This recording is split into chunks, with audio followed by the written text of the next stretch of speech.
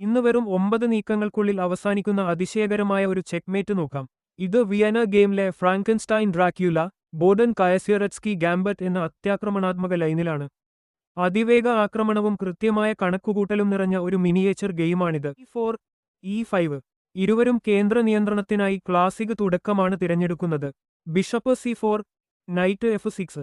White Italian ഗെയിമിലേക്ക് കടക്കുമ്പോൾ ബ്ലാക്ക് നൈറ്റിനെ വികസിപ്പിച്ച് E4 പാവിന് സമ്മർദ്ദം സൃഷ്ടിക്കുന്നു. Night F3, night E4. White വികസനം തുടരുമ്പോൾ ബ്ലാക്ക് അവസരം മുതലെടുത്ത് E4 പാവിനെ സ്വന്തമാക്കുന്നു.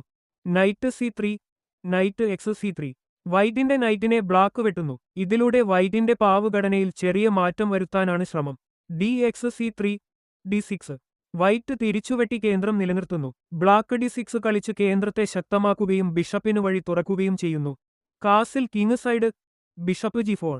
വൈറ്റ് രാജാവിനെ സുരക്ഷിതനാക്കുന്നു. ഉടൻ തന്നെ ബ്ലാക്ക് ബിഷപ്പിനെ G4ലേക്ക് കൊണ്ടുവന്ന് വൈറ്റിന്റെ ക്വീനിന് മുന്നിലുള്ള ബിഷപ്പിനെ പിൻ ചെയ്യുന്നു.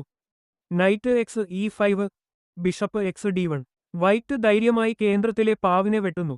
അതിനു മറുപടിയായി ബ്ലാക്ക് ബിഷപ്പ് ഉപയോഗിച്ച് വൈറ്റിന്റെ ക്വീനെ സ്വന്തമാക്കുന്നു. ക്വീൻ നഷ്ടമായെങ്കിലും വൈറ്റ് ആക്രമണം അവസാനിപ്പിക്കുന്നില്ല. ബിഷപ്പ് F7ൽ കയറി ചെക്ക് നൽകുന്നു.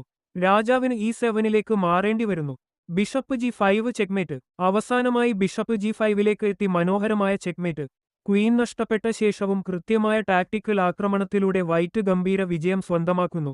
ഇനിയും ഇത്തരം രസകരമായ ചെസ് ട്രാപ്പുകളും തന്ത്രങ്ങളും കാണാൻ ചെക്ക്മേറ്റ് മലയാളം ചാനൽ സബ്സ്ക്രൈബ് ചെയ്യൂ. അടുത്ത വീഡിയോയിൽ വീണ്ടും കാണാം.